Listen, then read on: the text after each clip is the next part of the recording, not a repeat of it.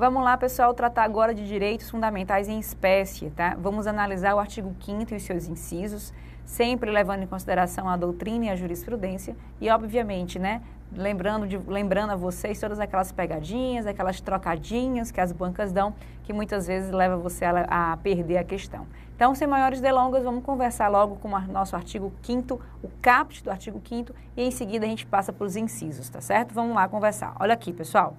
Todos são iguais perante a lei, sem distinção de qualquer natureza, garantindo-se aos brasileiros e aos estrangeiros residentes no país a inviolabilidade do direito à vida, à liberdade, à igualdade, à segurança e à propriedade nos termos seguintes. Esses dois pontos aqui já me revelam que os incisos que vão vir em seguidas, eles vão estar em desdobramento dos direitos que estão previstos no caput, ou seja, todos aqueles incisos que você vai ler no nosso artigo 5º, eles vão vir derivados ou do direito à vida, ou para garantir alguma liberdade, ou para garantir a igualdade, ou a segurança pública, ou a propriedade.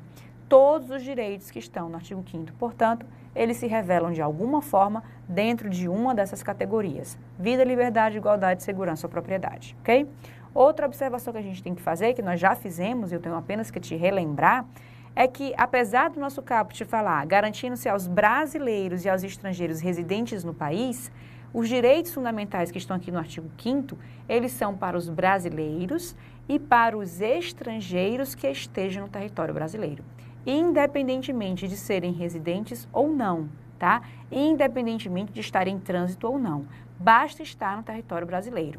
Obviamente que, como a gente sabe, nenhum direito fundamental é absoluto. Então, por conta disso, se a Constituição falar que aquele direito só pode ser exercido por um brasileiro nato ou só por um brasileiro, o estrangeiro não poderá exercê-lo.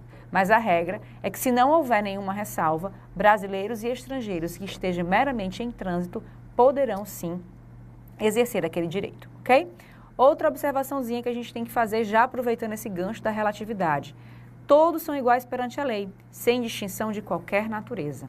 A ideia aqui é que a lei vai ter que tratar todos da mesma forma e não poderá trazer nenhum tipo de distinção.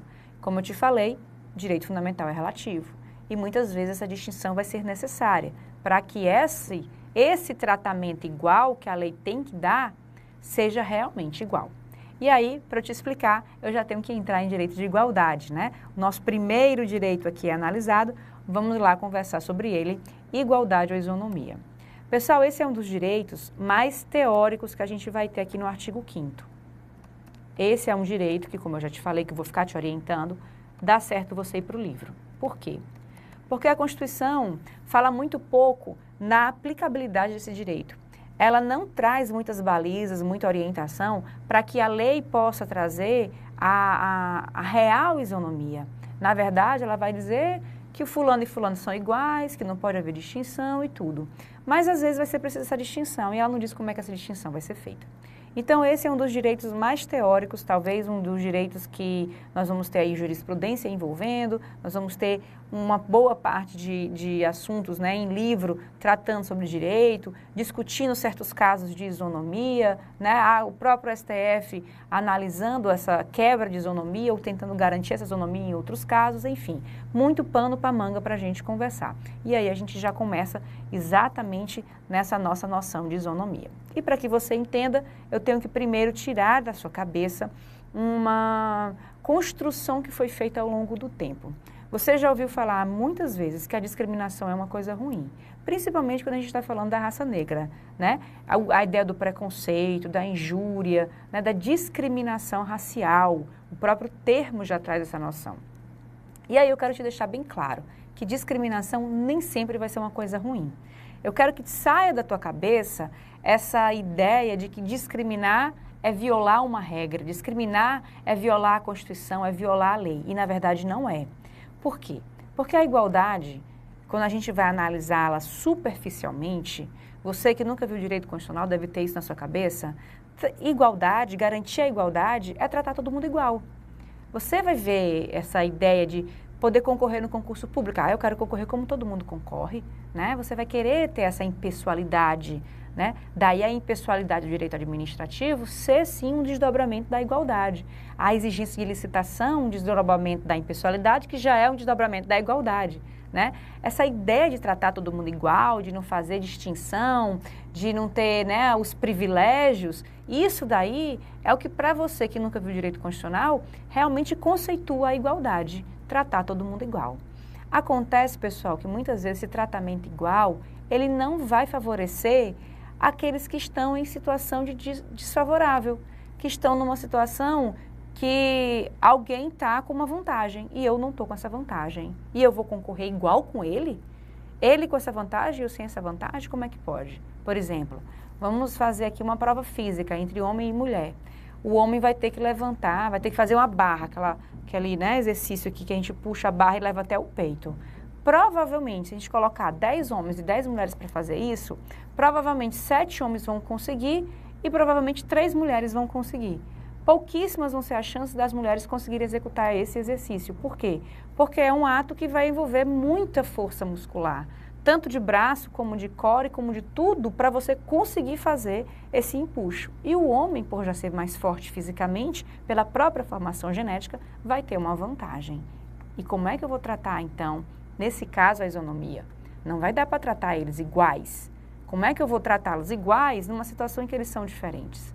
Então, havendo essa diferença, uma diferença que justifique, haverá um tratamento diferente, para que eles possam realmente concorrer de forma igual, em pé de igualdade.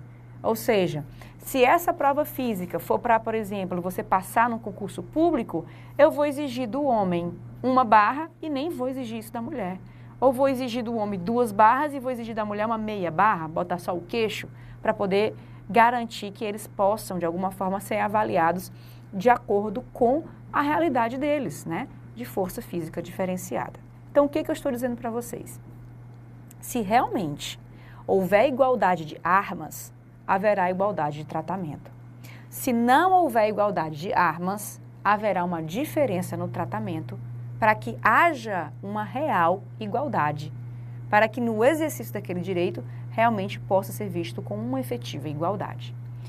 Em outras palavras, na palavra já de Rui Barbosa, que quem já estudou o direito constitucional já ouviu falar, igualdade é tratar os iguais de forma igual e os diferentes de maneira diferente na medida das suas diferenças, tá? Então, nós não podemos pensar que diferenciar, que discriminar é algo ruim, porque muitas vezes essa discriminação, ela vai ser necessária. E aí eu já te digo que a discriminação, ela pode ser positiva ou negativa. E aí aquela noção de positivo e negativo que a gente tem de bom e de ruim, vale para agora. Porque uma discriminação negativa é aquela discriminação que exclui, é a discriminação que viola a igualdade. E a discriminação positiva é aquela discriminação que inclui, que garante o meu direito de igualdade. Então, tratar os iguais de forma igual e os diferentes de forma diferente, mas na medida das suas diferenças. No meu exemplo, a diferença entre o homem e a mulher está na força física, então a diferença no tratamento vai ser em cima da força física também, ok? Eu não vou dar aí nenhum tratamento diferenciado que não envolva força física, caso contrário, eu estaria violando a igualdade. Então, vamos lá organizar isso daqui, tá? Primeira coisa que a gente tem que entender, nós vamos ter aí alguns conceitos de igualdade. Nós temos a ideia da igualdade formal, tá? E a minha igualdade material, ou, para você lembrar, real. A minha igualdade formal é aquela que eu vejo apenas na lei. A minha igualdade material ou real é a lei, vou colocar aqui um mais em vez dessa setinha, para ficar mais claro na tua cabeça, e o caso concreto. Ok? Então, na minha igualdade formal, é a lei analisada secamente. A minha material ou real é a lei em cima do caso concreto. Muitos vão dizer que a minha igualdade formal, ela não traz realmente a justiça da igualdade, porque eu estou analisando aquilo ali de forma seca, né? Eu estou analisando somente o propósito da lei. Quando eu vou para uma igualdade material, não.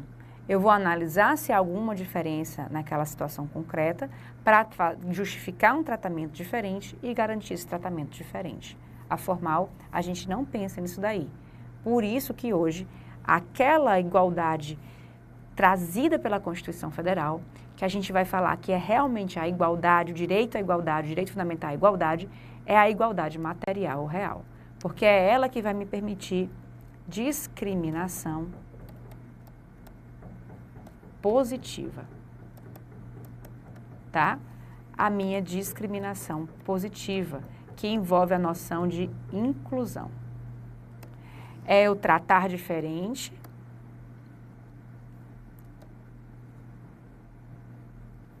os diferentes na medida das suas diferenças. Ok? Então, é tratar os diferentes de forma diferente na medida das suas diferenças. Primeira coisa que eu tenho que fazer, identificar esses diferentes. Eles são diferentes, né? Muito bem, tá aqui. O homem e a mulher são diferentes. São diferentes em quê? Qual é a medida dessa diferença? Diferente em força física. Então, vamos pensar num tratamento que realmente seja na medida das suas diferenças. Para que esse tratamento aconteça, pessoal, nós precisamos de alguns requisitos. Para que eu possa tratar os diferentes de forma diferente, eu tenho que ter alguns requisitos.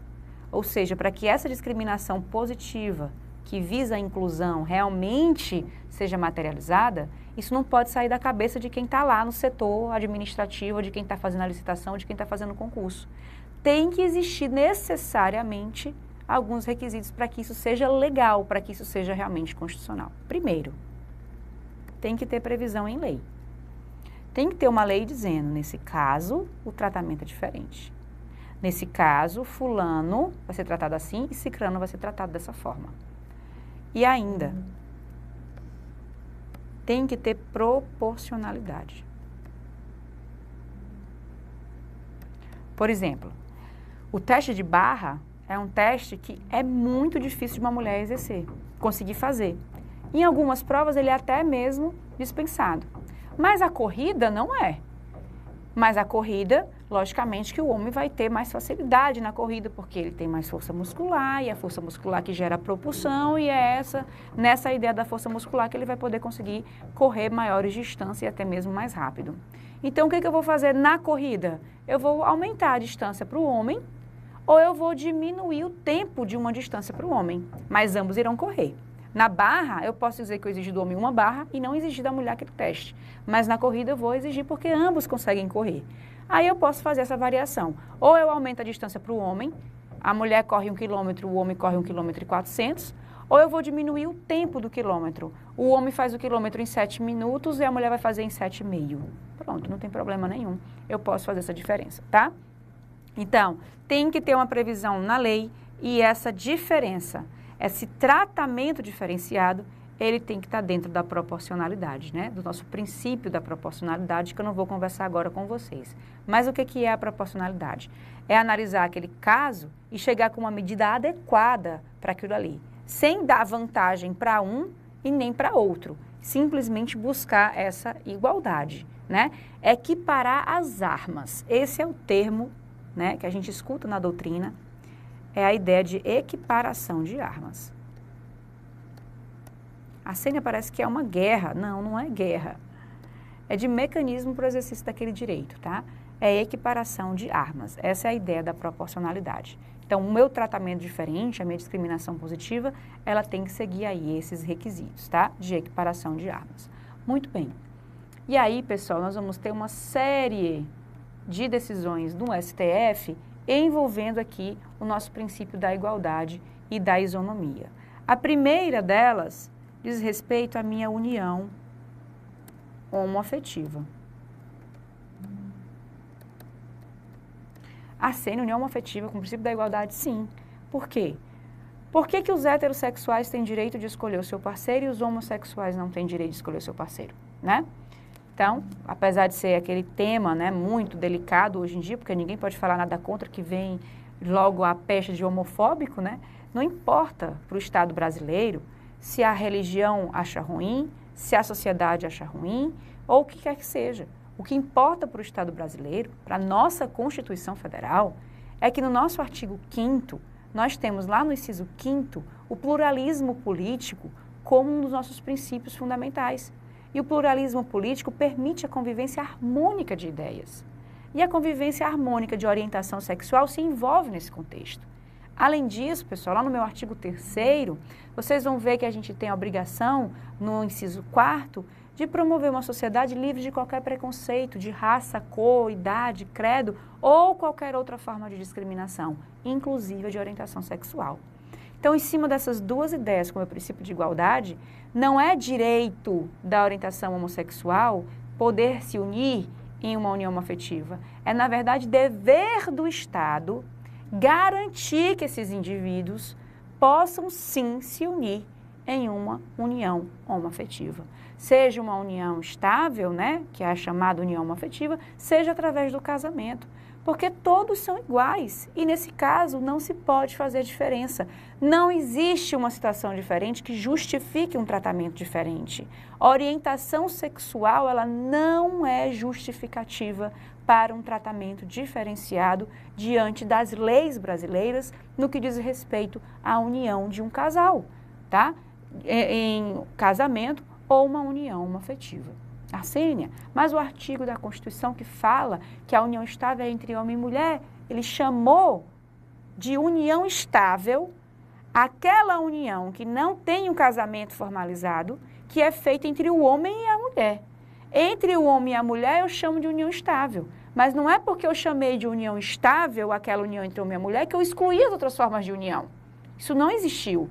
O que existiu foi uma denominação para a união entre homem e mulher, de união estável, que não esteja sob a égide do casamento. Para homem e homem e mulher com mulher, eu chamo de união união homoafetiva, não tem problema nenhum, tá? Então não houve exclusão, houve conceitualização. Isso quem está falando não é a Arsênia, isso quem está falando é o STF, tá? Tudo que eu falei agora para vocês, envolvendo o artigo 1º, inciso 5º, 3º, inciso 4º, e o artigo da nossa Constituição que fala da união homoafetiva, se eu não me engano é 200 e alguma coisa, vai passando o lado de saúde, vai passando de ambiental, 236 para lá, tá? Eu vou ter aí também, dentro dessa organização de artigos da Constituição Federal, uma interpretação dada pelo STF para garantir a nossa união homoafetiva. E a base disso tudo foi o nosso princípio da igualdade. Não há justificativa para um tratamento diferenciado. O Brasil, tá? A nossa Constituição é uma Constituição laica, que não se apoia em valores religiosos e não há nenhuma violação de regra moral que justifique um tratamento diferenciado nesse caso. Então, a gente temos aí a união homoafetiva hoje completamente reconhecida pelo STF, tá? Outro tema que gera polêmica é o nosso tema de cotas. As cotas, pessoal, elas também estão dentro da constitucionalidade, porque as cotas, elas não vão analisar a raça, elas não vão analisar a deficiência física, elas vão analisar, na verdade, a oportunidade. A oportunidade no que diz respeito à preparação. Lembra que eu te falei de equiparação de armas? Pronto. A preparação no alcance daquelas armas para o exercício daquele direito. Ou seja, as condições necessárias para se exercer um direito X. Não adianta ter liberdade no exercício profissional se eu não tenho condição para concorrer naquele exercício profissional. Não adianta eu ter liberdade para prestar concurso público se eu não tenho condição de concorrer com os outros que estão prestando concurso público. Então, tanto faz se eu estou numa situação de deficiência ou se eu estou numa situação de desvantagem na minha preparação, na preparação intelectual, tanto faz as minhas duas situações, eu tenho direito aqui a concorrer, a equiparar essas minhas armas e concorrer para aquela cota. Você concorde ou você não concorde? Essa é a posição do STF e é isso que vai ser exigido na sua prova. Então, você tem que saber quais são as justificativas para isso. As cotas de deficiente ninguém questiona, né? O deficiente ele vai ter maior prejuízo na sua preparação porque ele não vai ter a habilidade necessária para poder se preparar para aquela prova intelectual. Então, as cotas no concurso público para deficiente físico está lá garantido. Vai ter que estar se levantando, não vai ter a resistência que o outro deficiente, né, em condição de sem deficiência não tem, enfim, tem essa diferença. As cotas raciais é que geram polêmicas, mas as cotas raciais, pessoal, limpe a sua mente, tá? Limpe a sua mente, porque as cotas raciais, elas são divulgadas de forma muito prejudicial à realidade da cota racial. Inclusive, você pode até ver pronunciamento de pessoas que são de associações que defendem a raça negra contrárias às cotas raciais, com a ideia de que, trazer cota para o negro é simplesmente atestar que o negro é intelectualmente inferior ao branco. Nada a ver. Porque, pessoal, vamos entender, nós somos o país de maior tempo de escravidão, são 350 anos do mundo, é o Brasil. Então, significa dizer que a raça branca teve 350 anos à frente na evolução econômica, de poder econômico. Se nós não vivêssemos no Brasil, isso não importaria. Mas no Brasil, a nossa educação só tem educação de qualidade quem tem poder econômico. Quem não tem poder econômico não tem educação de qualidade. Significa dizer que a minha raça branca, que está com 350 anos na frente de desenvolvimento econômico, consegue ter uma educação de qualidade melhor do que a minha raça negra. Então era para ser colocado na escola pública. Não é a escola pública o problema. O problema é a oportunidade que não se dá aos negros há 350 anos. Significa dizer que há, sim, no Brasil, uma dívida histórica. E não adianta dizer que isso é mimimi. Não é. Há uma dívida histórica com essa raça. É uma raça que está há 350 anos atrás de uma evolução social, de uma evolução dentro do poder econômico, dentro de uma preparação intelectual, altamente capacitada do mesmo jeito que o branco é, mas sem a oportunidade necessária para concorrer em equiparação de armas com o branco. Então, é a raça negra, sim, que precisa de cotas. E essas cotas, pessoal, mais um detalhe que não é dado e não é divulgado, elas são provisórias. Porque não adianta dizer, é só prestar uma educação de valor, é só prestar uma educação boa, uma educação pública boa que está resolvido. Não está. Porque eu já tenho pessoas que estão aí no 3º ano. E esse pessoal, o que eu vou fazer com eles? E a educação boa, de uma hora para outra, que ela está lá eficiente e válida, né? Educação para todos, a nossa pátria da educação, é de uma hora para outra que ela é eficiente, que ela vai ser instalada e vai ser materializada? Não é. Então, nós temos sim que, enquanto eu não posso equiparar essas armas na diferença realmente que existe, eu tenho que garantir um mecanismo de equiparação. E esse mecanismo são as cotas. Para que aqueles que tenham a mesma preparação intelectual concorram nesse pé de igualdade. E aqueles que não têm, façam, né, a preparação de outra forma. Então, eu tenho que dar a essa raça negra, levar essa raça negra para uma situação onde eles possam concorrer em igualdade. Tanto na preparação intelectual, tanto no prejuízo que já tem aí com 350 anos de atraso, tá? Então, as cotas, pessoal, seja ela racial, seja ela por deficiência, elas são sim constitucionais, o fundamento é em cima da isonomia, o tratamento diferente que eu dou é dentro da oportunidade que existe, diferença de oportunidade entre as duas raças, que tem como dos pressupostos, que tem como uma das causas a falta de educação, e não são todas, tá? Não são todas, porque nós vamos ter uma série de outros prejuízos, prejuízo de inclusão social, prejuízo de reconhecimento social, que a raça negra não tem, que é deficitária em relação à raça branca. Uma das situações é a educação. Então, nós temos várias situações que justificam esse tratamento diferenciado, e é um tratamento diferenciado que vai ser feito por um tempo e não para sempre, porque essa situação é uma situação a ser corrigida com o tempo e já se está trabalhando para essa correção, tá certo? Então, dentro da isonomia, união afetiva e cotas, aí são os nossos dois exemplos jurisprudenciais para você analisar, tá? Igualdade e isonomia, portanto. Vamos lá para um outro direito fundamental que a gente precisa conversar, que é o nosso direito à vida. O CESP ele gosta muito de trazer a seguinte frase: o direito à vida, mais importante de todos os direitos fundamentais, porque sem ele você não exerce mais nenhum direito fundamental, é um direito fundamental absoluto. Não é. O direito à vida, ele é relativo. E qual é a vida que eu estou tratando no meu artigo 5º? É a vida humana.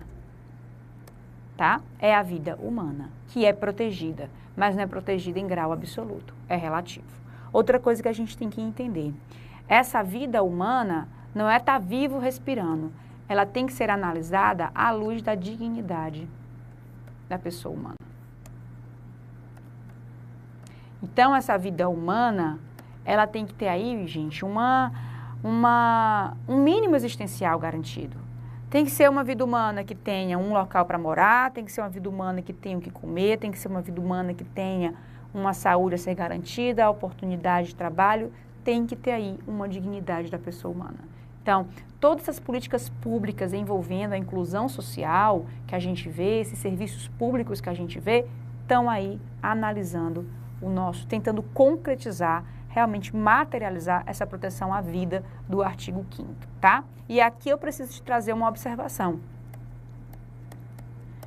Quando a gente fala que o artigo 5º, que o direito à vida é um direito de primeira geração,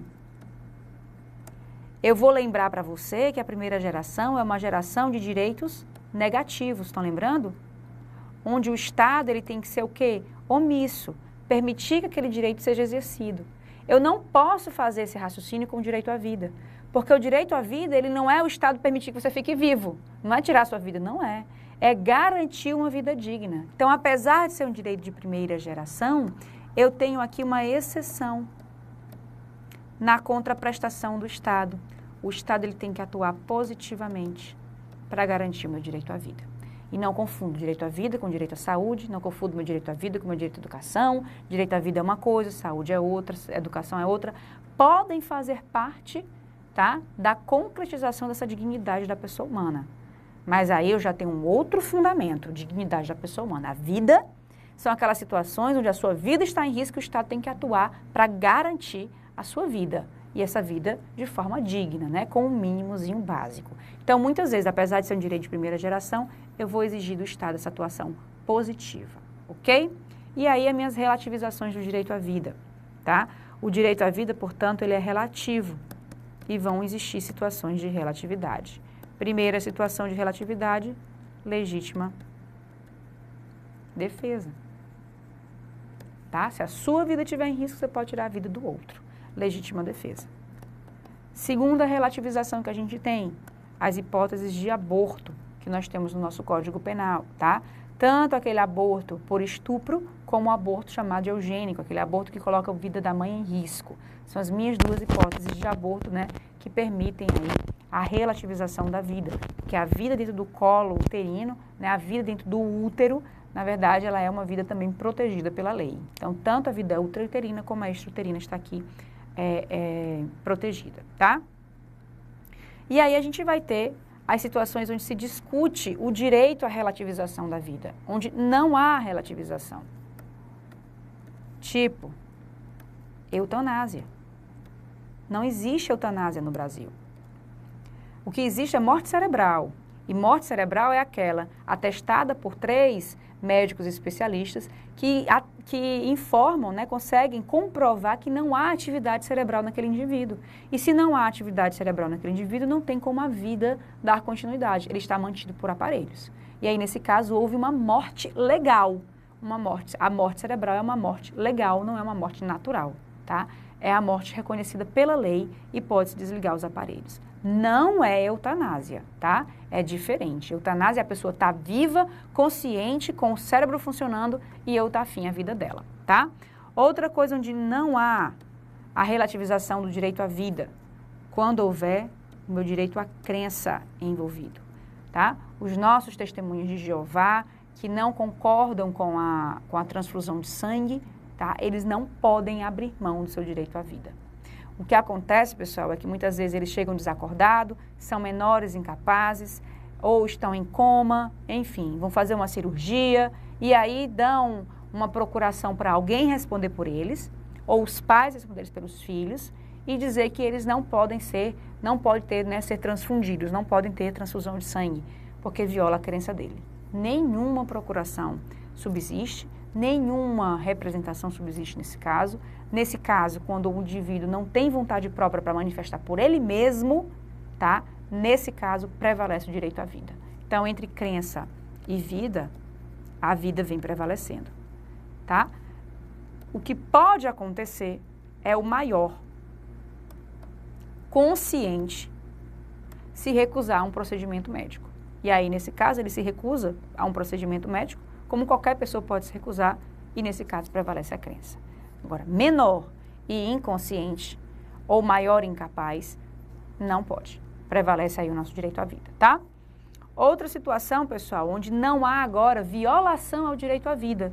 Nem é relativo, nem é relativização, nem é proibição. Simplesmente eu não posso falar em vida, tá? Que é a nossa lei de biossegurança que autoriza que embriões que tenham sido fecundados in vitro sejam descartados ou sejam levados aí ao estudo, tá? Na ciência, para pesquisa de célula-tronco e tudo. Você não tem problema para engravidar, vai fazer uma fertilização in vitro, o médico fertiliza 8 embriões e implanta na mulher 4. Os outros 4 ficam lá guardados. Não quero mais ele, quero doar a paciência. Posso? Posso. Por quê? Porque ali não tem vida humana. A vida humana, ela é definida pelo nosso conceito de morte legal. Se na morte existe a morte quando não há atividade cerebral, a vida é quando há atividade cerebral.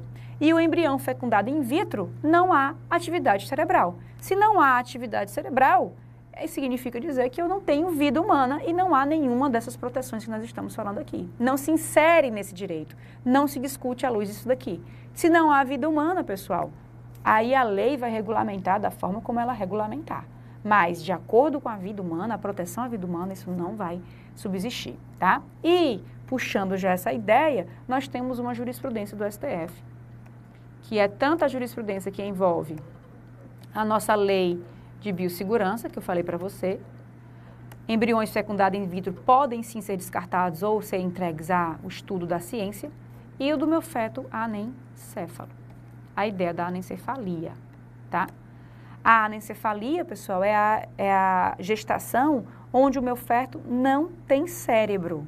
Não é meio cérebro, não é um cérebro diminuído, ele não tem cérebro, é ausência de cérebro. A anencefalia é a ausência de cérebro. Na ausência de cérebro, não há vida. Na ausência de cérebro, o bebê nasce e morre logo em seguida. No máximo 2 horas. A cena mais passou 2 horas vivo. Vivo por impulso do próprio corpo da mãe. Depois que ele é como um carro que perde a gasolina e continua em movimento. É o impulso vital do corpo materno que permite aquela vida se estender durante 2 horas, mas mais do que isso não passa. Ah, mas eu já vi no Facebook casos que durou até hoje. Não é anencefalia. É hemicefalia, é microcefalia, são outros casos, tá? A anencefalia não há como se manter vivo porque não há cérebro em funcionamento e o corpo não se mantém. Por conta disso, a anencefalia não é sequer hipótese de aborto, é hipótese de interrupção de gravidez, porque se não há vida, eu não posso falar de aborto. Não há vida humana, porque não há atividade cerebral. Assim, mas é um ser humano que está ali dentro. Pessoal, conceito religioso, conceito moral, não se aplica ao nosso direito constitucional. Infelizmente, a gente tem que pensar legalmente, tá? Se você acha que deve ser mantida a gravidez ou não deve ser mantida a gravidez, deixa os seus princípios morais, religiosos de lado para aprender o direito constitucional, porque a tua banca ela não vai te perguntar a tua crença. Ela vai querer saber o que o STF falou. E o STF diz que na ausência de atividade cerebral, não há vida humana e não é sequer hipótese de aborto. É interrupção de gravidez legal, podendo ser autorizada pelo médico, tá certo? Já vi muitos casos de anencefalia que a mãe vai até o fim da gravidez sem problema nenhum. É opção a interrupção. Você não é obrigado a interromper, tá? Há aí a opção para a mãe. É como o ministro Marco Aurélio falou, né? Não se pode obrigar uma mãe, em vez de fazer um enxoval, a comprar um caixão. Isso é que não se pode obrigar, ok? Então, lei de biossegurança, anencefalia, tá? São as nossas 2 jurisprudências relativas aqui ao direito à vida. Próxima aula a gente continua com mais direitos fundamentais. Até já.